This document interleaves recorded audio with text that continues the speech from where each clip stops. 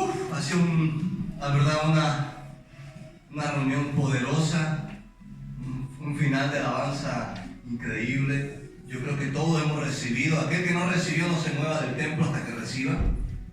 Amén. Así que todos hemos recibido algo y guárdelo con mucho celo, porque lo que Dios otorga es un tesoro muy especial.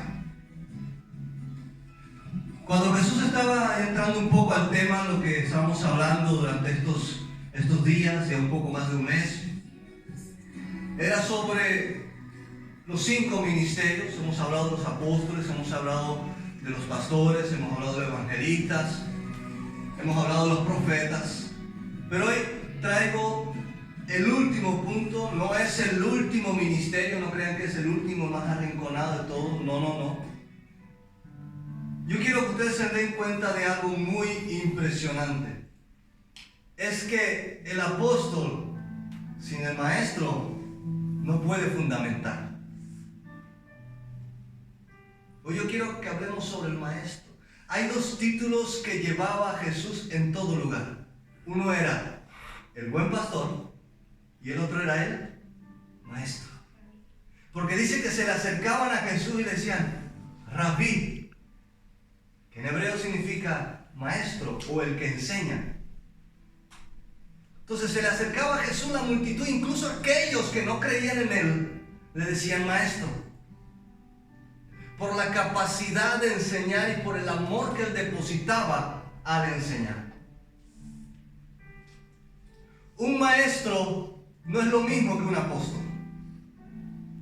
El apóstol fundamenta una iglesia o un ministerio entero.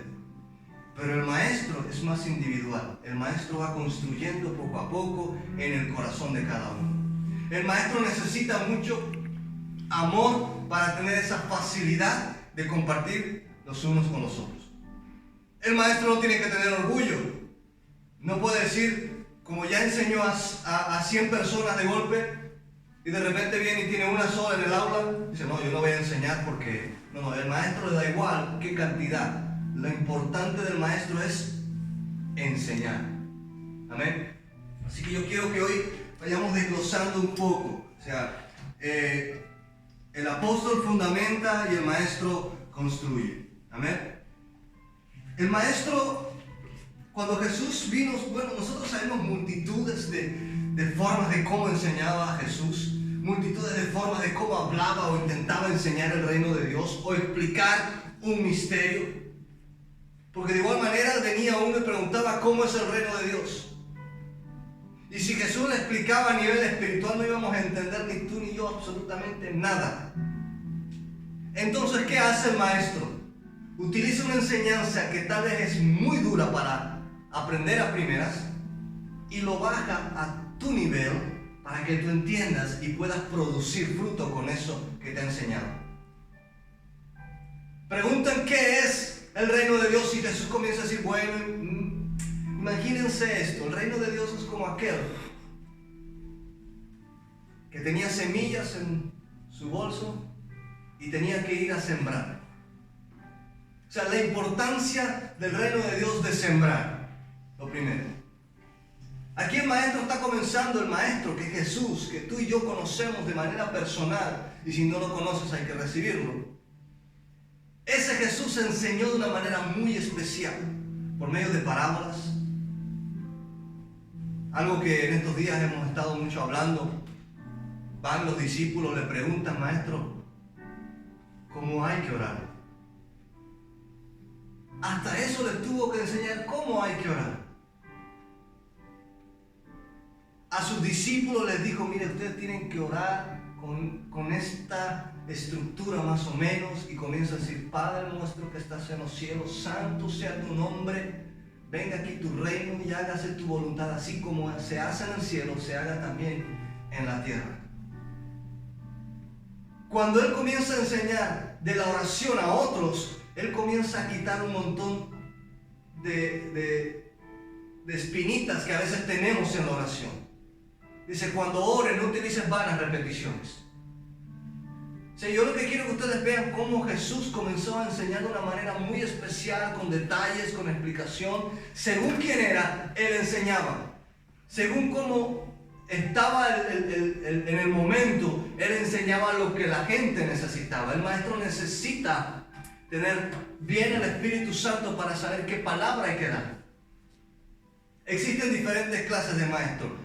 Algo que quiero que tengan claro. En el templo nosotros tenemos maestros, no profesores. No es lo mismo.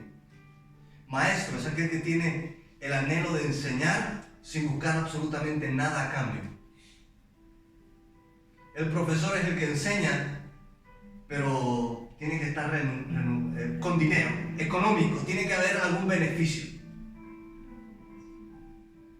Entonces esa es la diferencia entre el maestro y el profesor.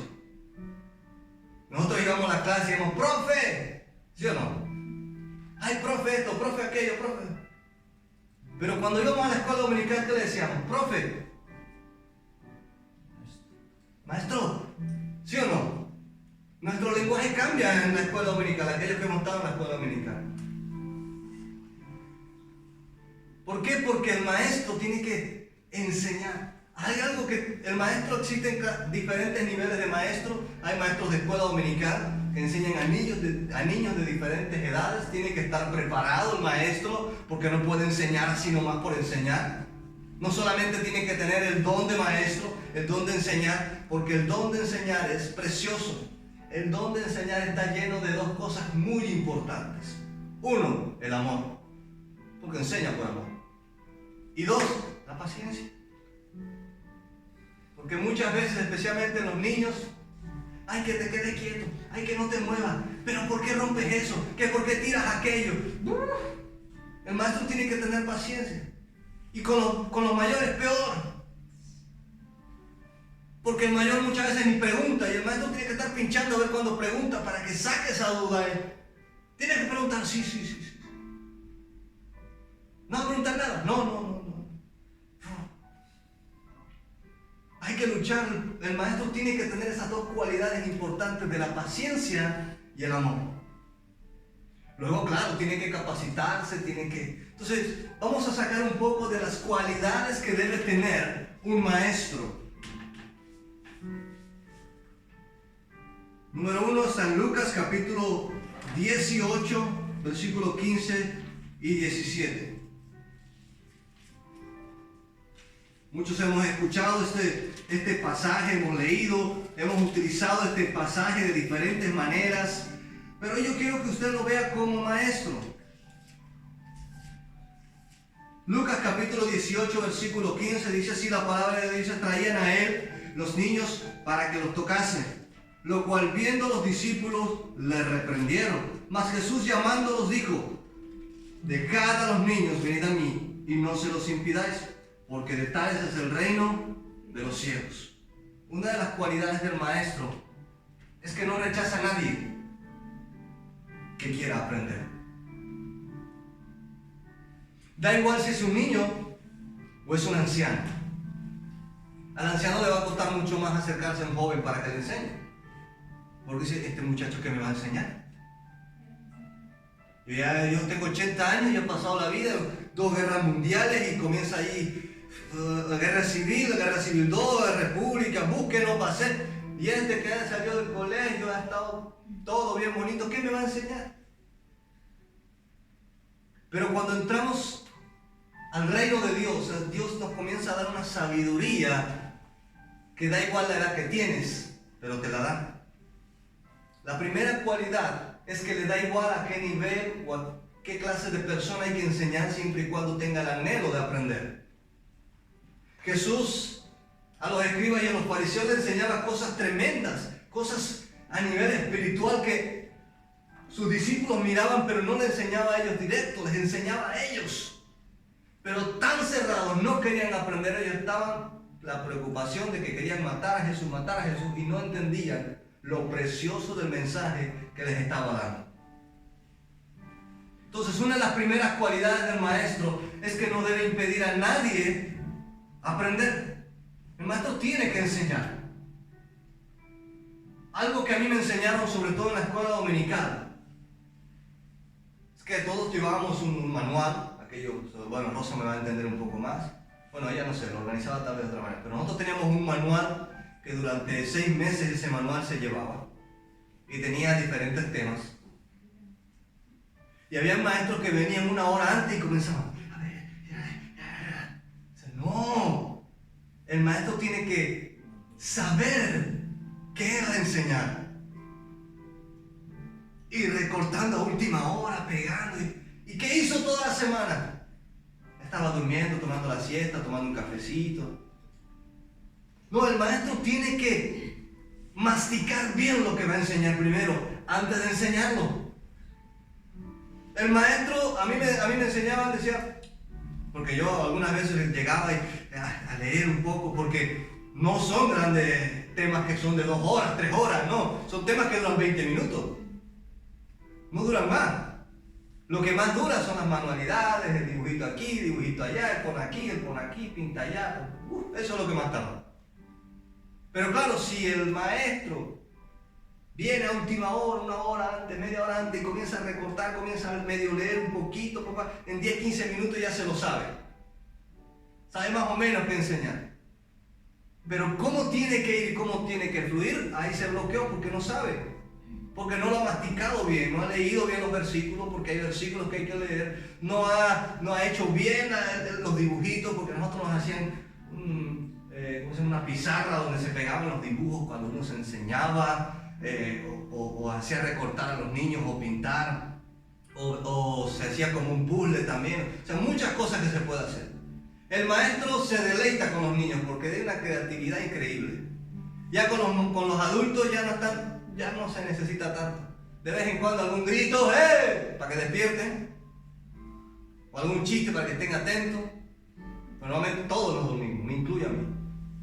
Especialmente cuando, no sé, yo digo, ¿no? Catherine Kuhlman predicaba de una manera muy melódica, en paz, tranquila. Digo, Señor, yo necesito sentir la unción para poder entender cómo la gente estaba ahí atenta todo el tiempo.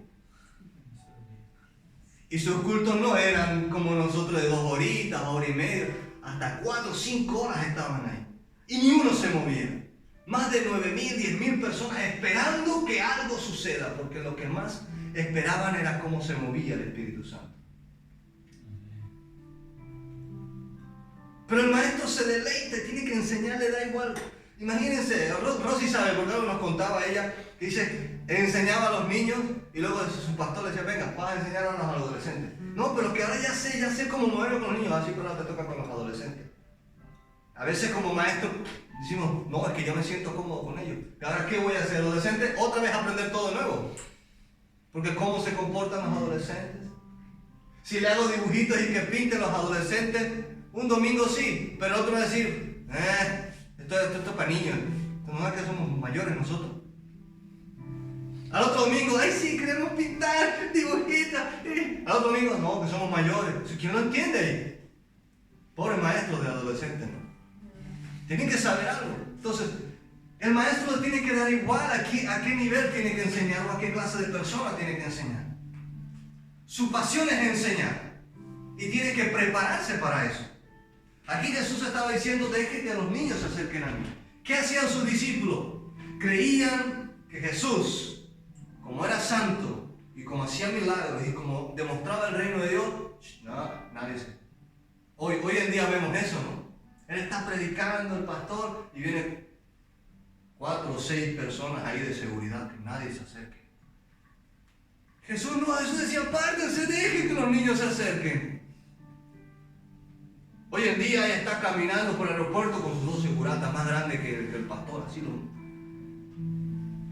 Jesús decía, déjenlo, pártense de ahí, vengan.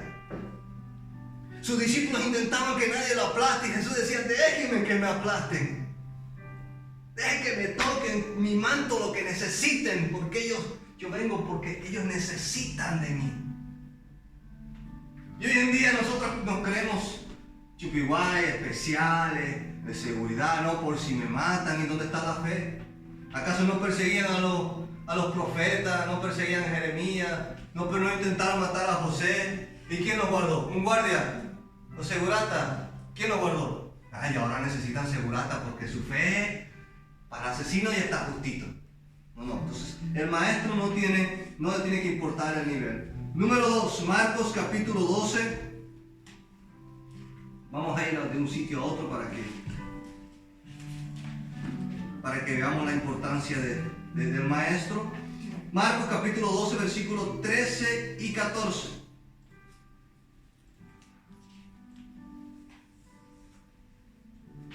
Amén. Marcos capítulo 12, versos 13 y 14 dice así: y le enviaron algunos de los fariseos y de los herodianos para que le sorprendiesen en alguna palabra. Y vinieron a él y dijeron: Maestro, sabemos que eres hombre veraz y que no tienes cuidado de nadie, porque no miras la apariencia de los hombres, sino que con verdad enseñas el camino de Dios. Y luego dice lícito, tributo, etc. Pero yo quiero que enfaticemos en eso. El maestro enseña la verdad. Tiene que ser veraz. No intente inventarse nada el maestro. No debe inventarse nada. El maestro debe enseñar la verdad, o sea, la palabra de Dios. Ahora, si Jesús, que podía haberse inventado o añadido muchas cosas, lo que Jesús predicó era lo que estaba en el Antiguo Testamento revelado en ese momento. El reino de Dios en el Antiguo Testamento estaba muy limitado, estaba con una puerta medio abierta, pero cuando viene Jesús la puerta se abre y dice: todo aquel que quiera el reino, pase. Y ahí está cuando dice: el reino de Dios sufre violencia y los violentos lo arrebatan. ¿Y desde cuándo? Desde Eva.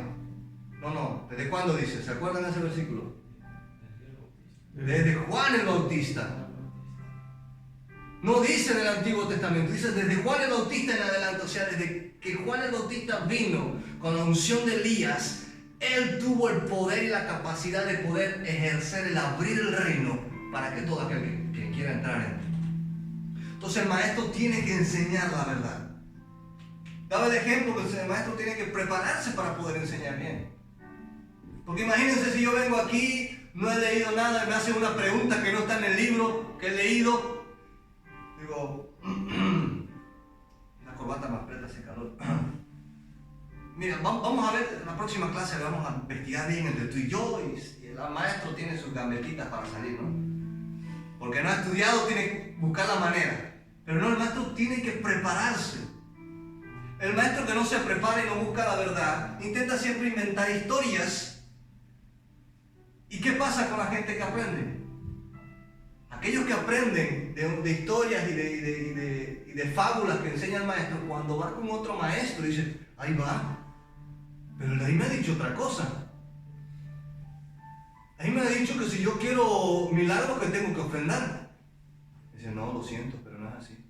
Milagro es el que recibe el que tiene fe, no el que te da mucho dinero, ni que fuese un negociante Dios.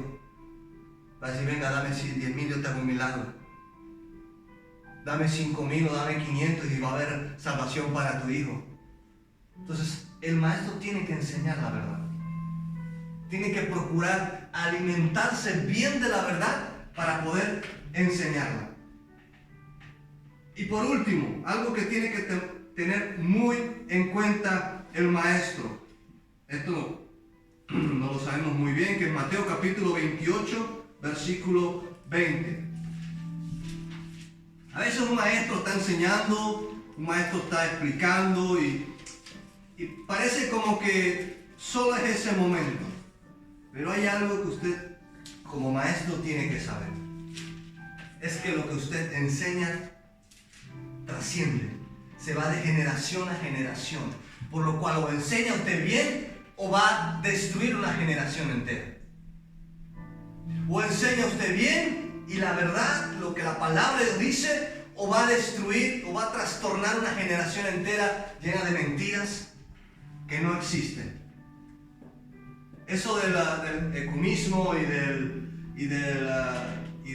¿cómo se llama? La doctrina de la prosperidad, no crean que es hoy solamente, no, es que ya llevan tiempo y han ido sembrando poco a poco en los oídos de la gente, enseñando cosas así, y hoy en día resulta que ya es demasiado normal. Ya cuando alguien habla de la doctrina de la prosperidad, ya sabe, han trastornado una generación entera. Y el maestro tiene que tener mucho cuidado con eso. Mateo capítulo 28, versículo 20, dice así: enseñándoles que guarden todas las cosas que os he mandado. He aquí yo estoy con vosotros todos los días, hasta el fin del mundo. Amén. Aquí Jesús les dice algo. Yo como maestro les he enseñado a ustedes.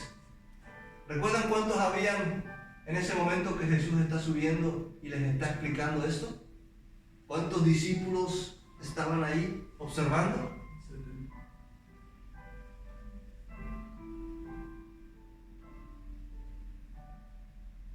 ¿No eran 120? Que después esperaron la promesa del Señor. ¿No? Había una cantidad ahí que estaban escuchando esta frase de Jesús. Él decía, lo que yo les enseñé, vayan y enseñen a otros. Que tal cual yo les enseñé y les demostré el reino, ustedes vayan y enseñen lo mismo y demuestren el reino. ¿Qué haya pasado si estos discípulos y apóstoles hayan comenzado a enseñar muy diferente, a añadir cosas que Jesús no había dicho y hacer cosas que Jesús no había hecho? Lo primero, la primera evidencia, el Nuevo Testamento iba a estar muy en contra del Antiguo Testamento. No iba a existir esa misma línea que existe desde Génesis hasta Apocalipsis. Otra evidencia es que nunca iban a hablar del Espíritu Santo, porque el Espíritu Santo no hace nada en contra de la voluntad de Dios.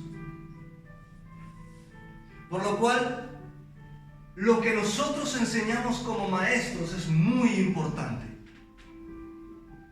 Saber que estamos enseñando de manera correcta.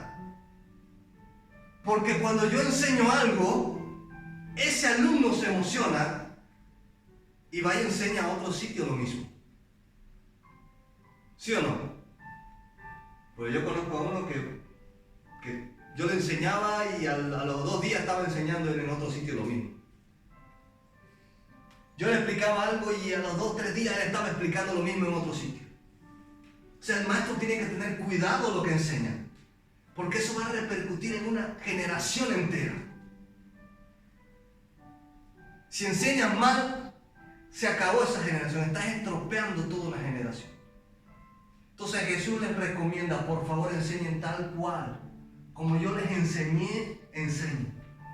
Y lo primero que les dice es no se muevan hasta que reciban el Espíritu Santo, porque ellos no podían demostrar lo que Jesús demostró, no podían enseñar lo que Jesús enseñó sin que estuviera alguien quien les guiara y les recordara todo.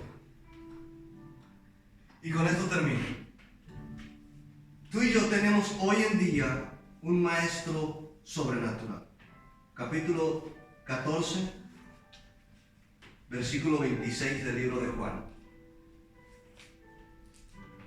Se lo he dicho al revés, a ver si lo pueden buscar. Juan capítulo 14, versículo 26.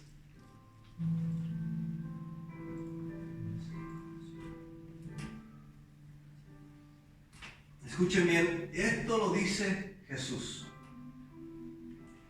Él jamás dijo, solamente yo seré su único maestro y no habrá otro más, así que cualquiera que venga, no lo escuche. No, escuchen lo que dice esto. Y dice, mas el Consolador, el Espíritu Santo, a quien el Padre enviará en mi nombre, Él os enseñará todas las cosas y os recordará todo lo que yo he dicho. El maestro necesita el Espíritu Santo. El pastor necesita el Espíritu Santo. El evangelista necesita el Espíritu Santo. El profeta necesita el Espíritu Santo. ¿Y el apóstol qué necesita? El Espíritu Santo. Porque Jesús mismo dijo, les voy a dejar un maestro, que cuando venga el Espíritu Santo sobre ustedes, no habrá necesidad que nadie les enseñe, sino que el Espíritu Santo les dará cosas sobrenaturales. El maestro que enseña con amor viene todos los días, escudriña la palabra de Dios, saca, la come, saca lo mejor de eso y el misterio que encontró va y enseña a su discípulo. Ahora, ¿qué creen que hace el Espíritu Santo? Va al corazón del Padre y los misterios que se guarda ahí, viene, dice, y se los revela a nosotros. El Espíritu Santo es nuestro mejor maestro para entender y comprender cualquier cosa. Usted intente sin el Espíritu Santo leer la palabra de Dios. Es como leer un libro sin más. Dice, ay, qué bonita historia. Pero cuando es con el Espíritu Santo, estas letras vivifican y saltan para vida eterna. Nuestro mejor maestro es el Espíritu Santo. Hay algo que le frustra mucho a un maestro. Es que cuando enseña algo y no lo aplican, el maestro se pregunta, ¿para qué estoy enseñando? Cuando el maestro enseña algo y no ve frutos, el maestro se pregunta, ¿qué he sembrado? Ahora, imagínense mucho más el Espíritu Santo.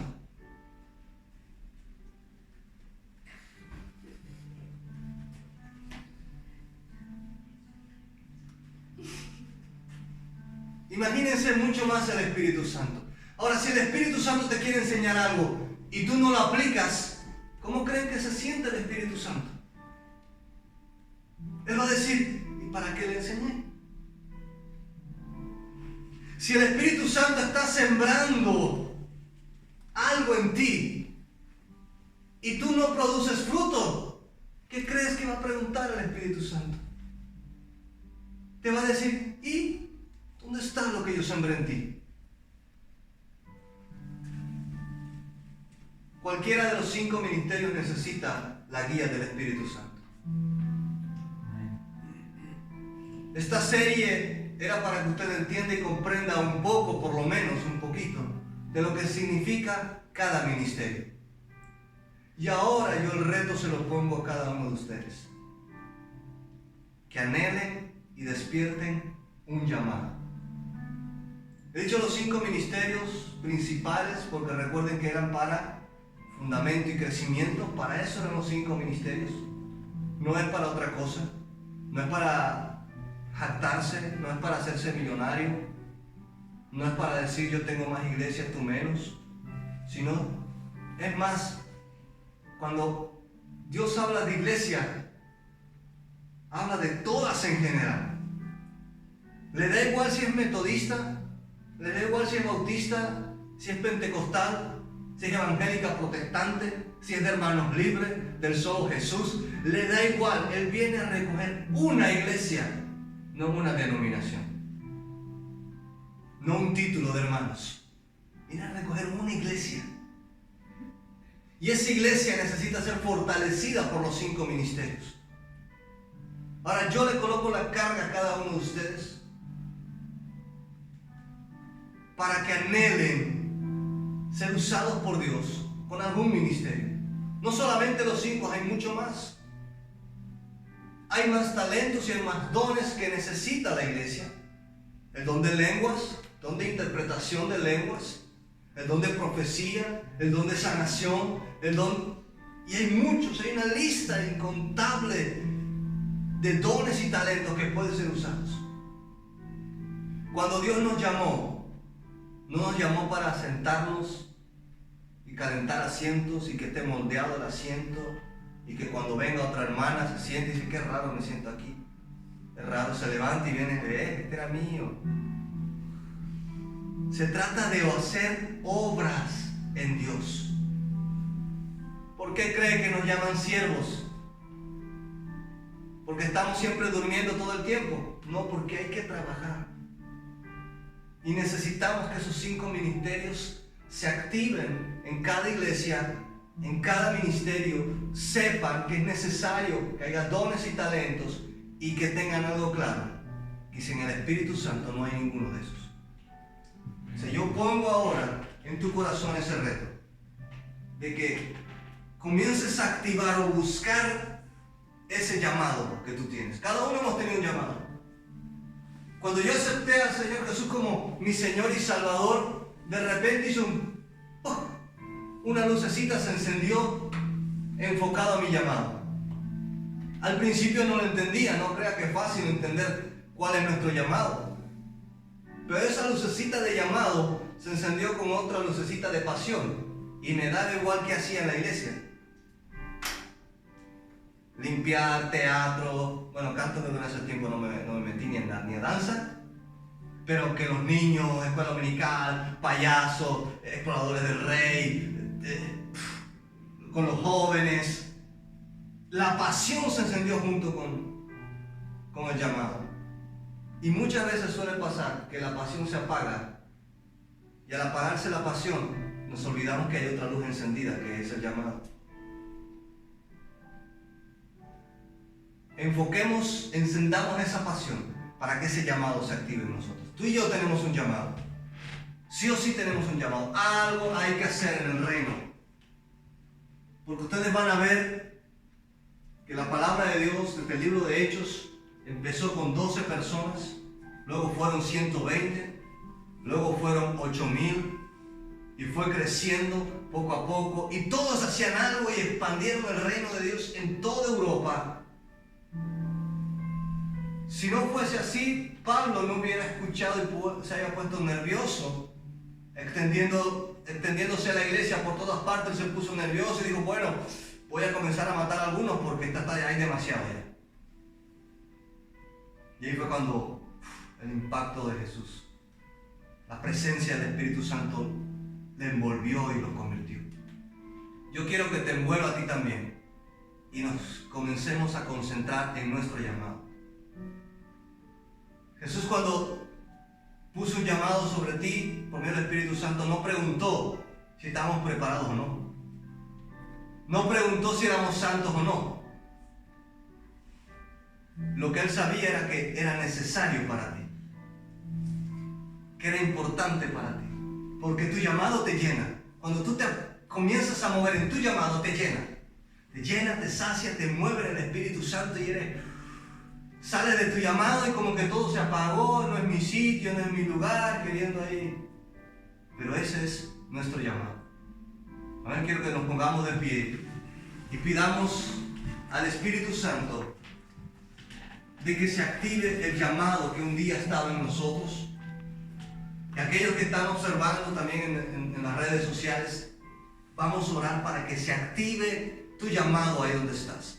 Si alguien ha matado tu llamado, yo te digo que Jesús no se ha olvidado de él. Si alguien ha intentado distorsionar tu llamado, Jesús ya pagó en la cruz para que tu llamado se active. Así que vamos a orar por eso. Padre, te doy gloria y honra. Permite ahora que con toda esta serie que hemos tenido sobre los ministerios, comience, Padre eterno, a ver ahora un hambre por buscar dones, talentos y ministerios para trabajar en tu obra. Padre, iremos creciendo conforme va creciendo tu iglesia, conforme va creciendo tu templo. Se va a necesitar cada vez más dones y talentos activados. Y yo ruego ahora en el nombre de Jesús que se activen. Y aquellos dones y talentos y llamados que están muertos, yo declaro que van a resucitar en el nombre de Jesús. Aquellos llamados que por culpa de gente ha sido anulado y has vuelto al mundo, yo digo que vuelvas ahora, porque Dios te sigue esperando en el mismo sitio para que tú te actives en su reino. Padre, yo entrego en el nombre de Jesús aquel que su llamado le ha causado dolor porque tal vez no ha sabido hacerlo conforme a tu voluntad. Llénalo de tu presencia, llénalo del Espíritu Santo, para que Él vuelva a tener ese amor y esa pasión en su llamado. Levanta maestros que enseñen la verdad. Levanta pastores que den su vida por la iglesia. Levanta evangelistas que su amor sea intachable a favor de las almas. Levanta profetas para que la voz de Dios no se calle. levanta apóstoles para que la iglesia esté fundamentada en los fundamentos de Cristo, en el nombre de Jesús. Toda alabanza y toda gloria sea para ti. En el nombre de Jesús. Amén. Amén. Den un fuerte aplauso. Amén.